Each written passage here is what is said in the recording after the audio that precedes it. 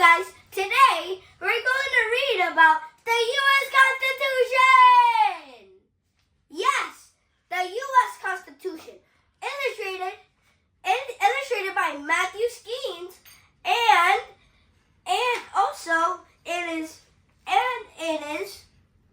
the author is Norman Pearl. Okay, now let's go. Hi, I'm James Madison, and I was the 4th President of the United States. Yes, and I was a big part in making the set of rules for the country. These rules are also known as the Constitution. I'm going to tell you the story. So look, guys, what is the U.S. Constitution? Well, the U.S. Constitution of the United States is the plan of how the government works. So the plan is like the government. So the plan is like the government helping the president. That's how the government works. Now it says how much power branches or parts of the government can have. So each government has the power of the branches of its own branches. So now we're talking about the first rules of the United States. After winning the Revolutionary War in 1783, oh my God, I come from a long time. The United States was a new country. What do you mean it was a new country? What do you mean by that? So where we're living is a new country? Yes. This was a new country where we were made. So here, we're in a new country right now. That was made a long time ago, and James Madison played a big part to make the set of rules for this country. But who wrote the Constitution? Oh, I wonder.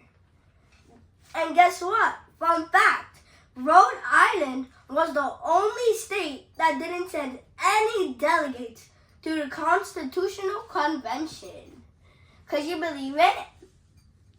It was the only state that didn't send any delegates to the Constitutional Convention. But who wrote the Constitution?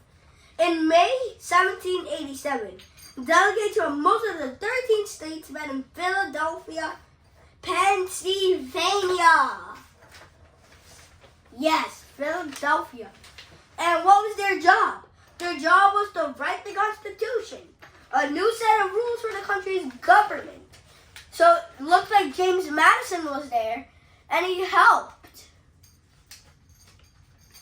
And guess what? This meeting was also called the Constitutional Convention. And guess what? Guess how much delegates there were?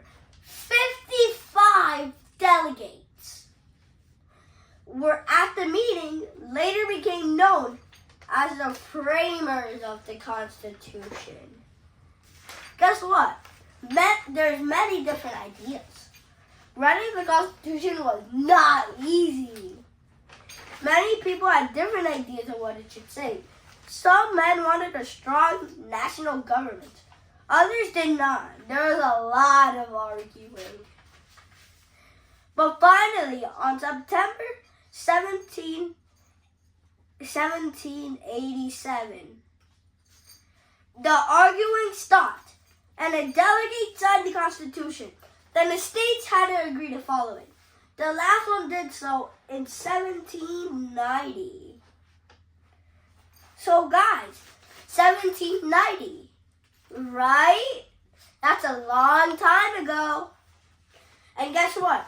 I was a delegate in Virginia.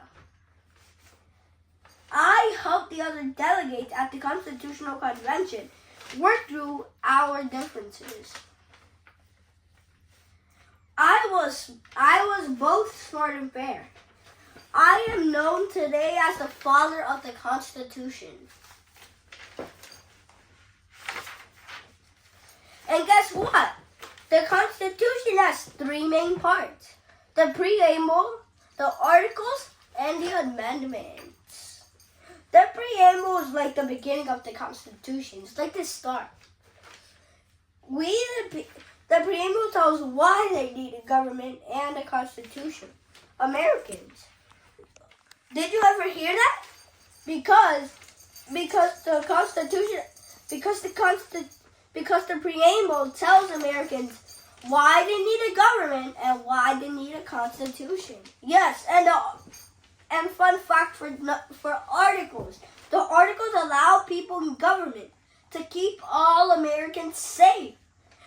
Yes, all Americans safe. They say that the government can build an army and a navy to guard the country. Yes. What are the 7 articles explain? What do the 7 articles of the Constitution explain? What do they explain? Well, they explain the branches of the U.S. government. Yes. They tell what those branches can and cannot do. In the United States, the people run the government. Americans also have the right to vote. But who will work for them? But when they vote, Americans choose the people who will work for them in the government. And sorry guys, I had to take my wig off because it was hot. So wait till I put it back on. Please. Thank you for your patience.